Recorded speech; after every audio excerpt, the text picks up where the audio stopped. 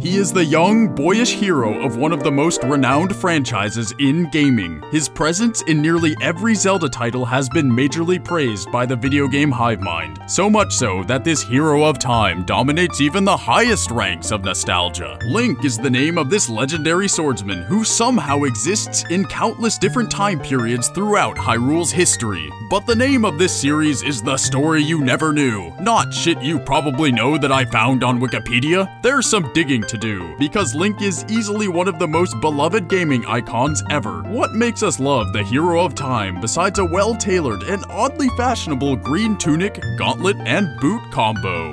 The way his story's told has some serious depth, so prepare yourself for the story you never knew.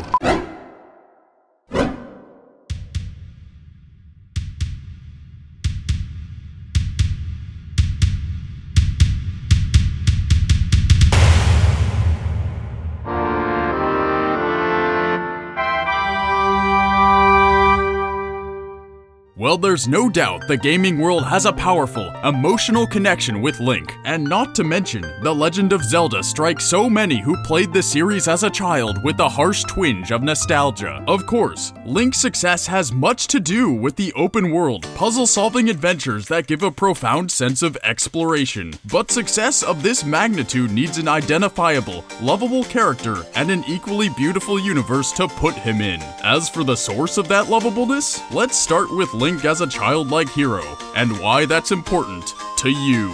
You may not have to look much further than his fashion choices, because Link's clothing, facial features, and weapons all resemble that of another boyish hero named Peter Pan. Nintendo dude Shigeru Miyamoto even admits that Link's design is heavily influenced by Mr. Pan, likely because both characters are young boys who are famous for their inspiring triumphs over evil while still in boyhood. Like Peter, Link is always portrayed as a very young character, never past his teenage years, yet embarking on life-threatening, epic journeys that culminate in a battle with someone unmistakably evil. So both are symbolic of an inexperienced boy rising to his true potential to accomplish something monumental. But how do childhood victories over evil tie in with our connection to Link and his ability to bring back fond memories long past? Well, Link's endless number of childhoods across the Hylian timeline go much deeper than a boy fighting the good fight for eternity, and The Legend of Zelda in 1986 is the first game to show us how much deeper it goes by revealing key aspects about Link. The Legend of Zelda begins as the most famous meanie of the Zelda series, Ganon, invades Hyrule behind his army and brutally takes the Triforce of Power, 1/3 of a magical artifact called the Triforce, which gives its possessor indescribable power. In a feat of bravery, Princess Zelda foresees Ganon's desire for another piece, and so she breaks the Triforce of Wisdom into 8 fragments, hiding them underground in treacherous labyrinths. Meanwhile, Zelda's nursemaid Impa is searching for a hero to halt Ganon's assault on Hyrule when she's surrounded by Ganon's soldiers. But as fate would have it, Link appears from wherever he was and drives the henchmen away, despite being like 12 years old. Must have been one scary motherfucker. But Impa sees potential in this scary motherfucker, asking him to leave the security of his life behind and explore the dangerous dungeons of Hyrule. Link's quest would be to reassemble the Triforce of Wisdom and use its power against Ganon. Of course, the young boy accepts this old woman's plea to cleanse the world of the Prince of Darkness and sets off for Hyrule. Link ventures through each labyrinth, taking down enemies as they come, slogging on his way to each Triforce fragment. Along the way, he finds items and weapons that would yield, for the first time, a sound the world needed to hear.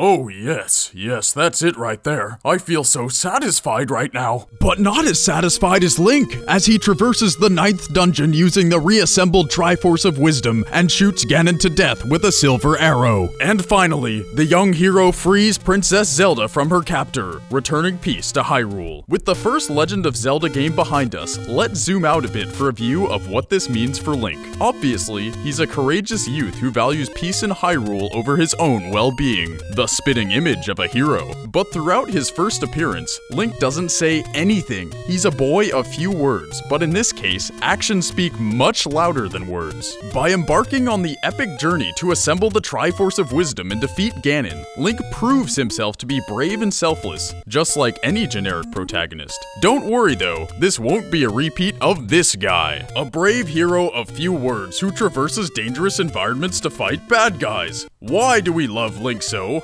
Why does he tickle our nostalgia until you feel like you're 10 again, playing Zelda in a dark room and telling your parents that going outside can suck a bag of dicks? The answer is surprising, ingenious, and oddly beautiful. Instead of prying into Link's brain, let's look at the incredulous, evil spanking journeys we experience through Link and the personal growth they entail. With that in mind, a new era is upon us, an era touting the highest rated game ever made. The game is Ocarina of Time for the Nintendo 64, and it's perhaps the greatest thing to come out of 1998, including Windows 98, and the United States having a budget surplus. Hooray! This universally worshipped game begins as Link is annoyed for the first time by this fluttering little cunt. Navi is her name, and she's just awoken Link from a nightmare of Ganondorf chasing Princess Zelda from the gates of Hyrule Castle.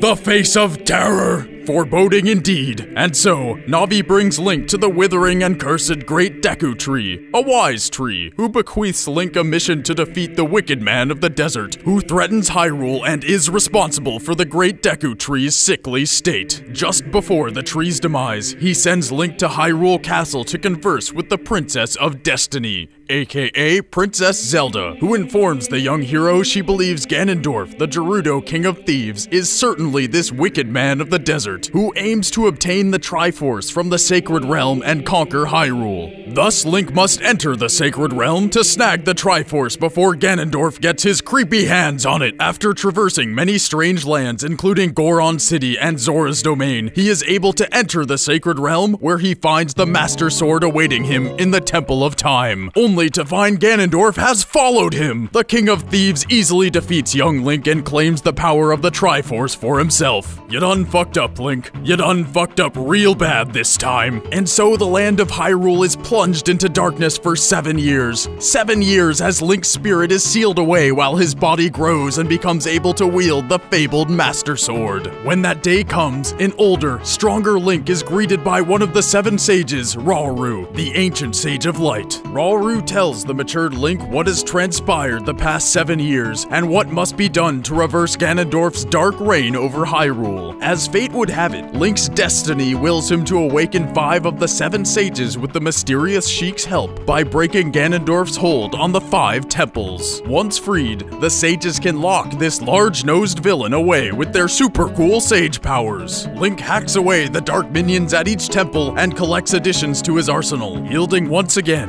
that sweet, sweet sound.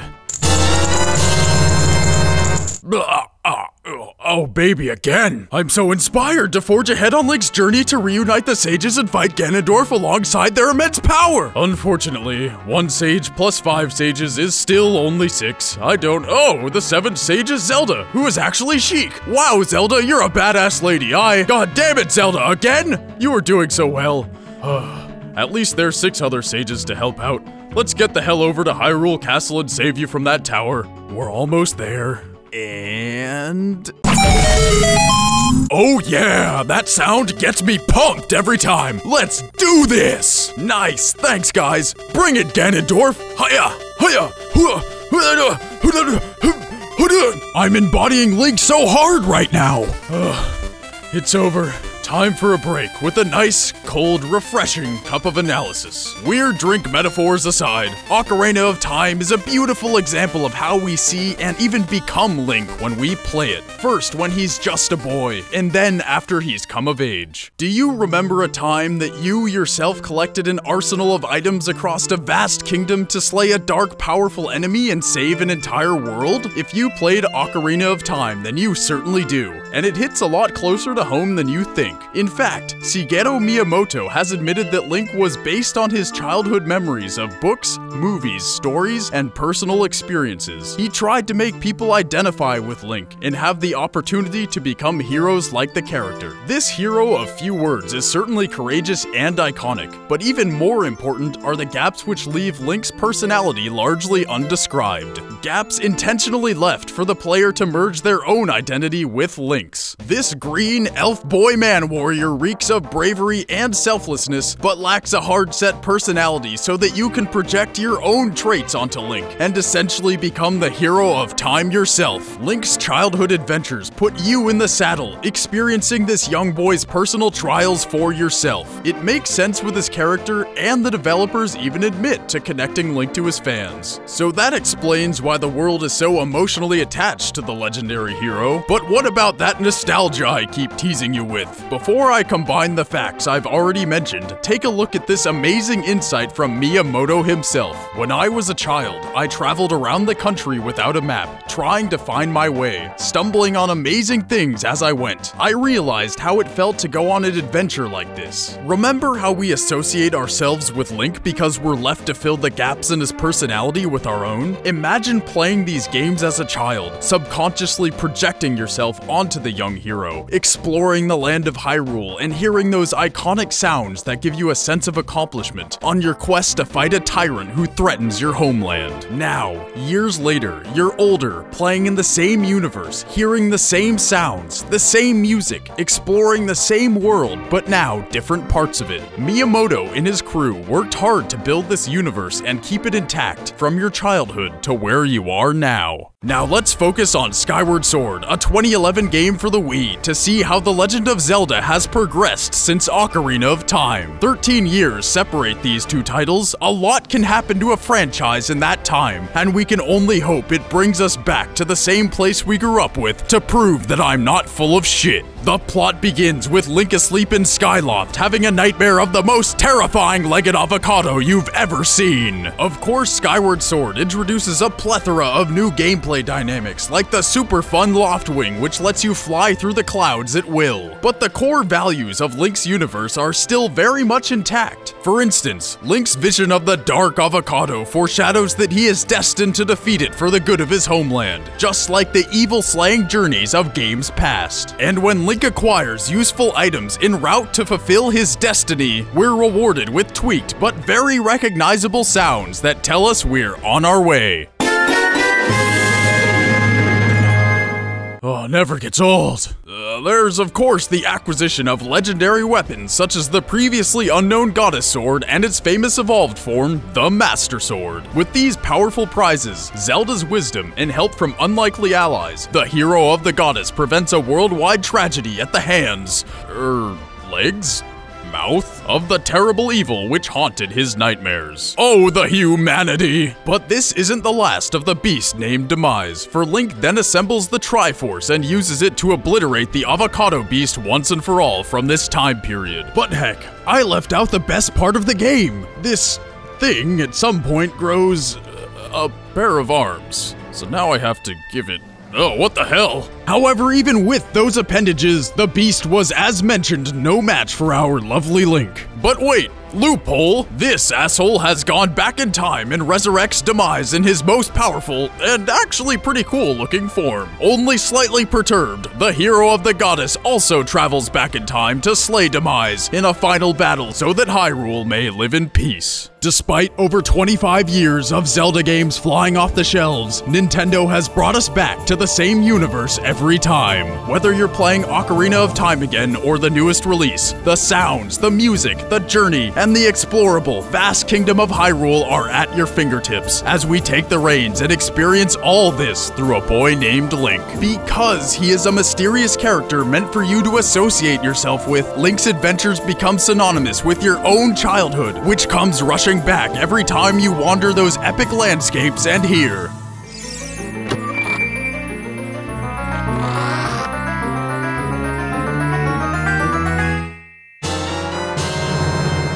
And that's the story you never knew.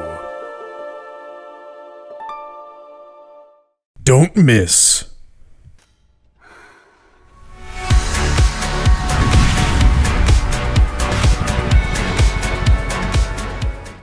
Coming soon. Hey guys, thanks for watching. We're Ryan and Tyler, 2 editors on the Treesicle Team. We hope you liked this video. Click down below to see Nathan Drake, the story you never knew. Or click these pretty faces to see Mario, the story you never knew. Don't forget to like us on Facebook. And follow us on Twitter, because we're actually using that now. Yeah, it's weird. Don't forget to hit that subscribe button and stay tuned for our new release schedule. We're releasing a new story you never knew every other Thursday. So that's 2 weeks. Yeah. So follow us and like us and all that fun stuff. And subscribe.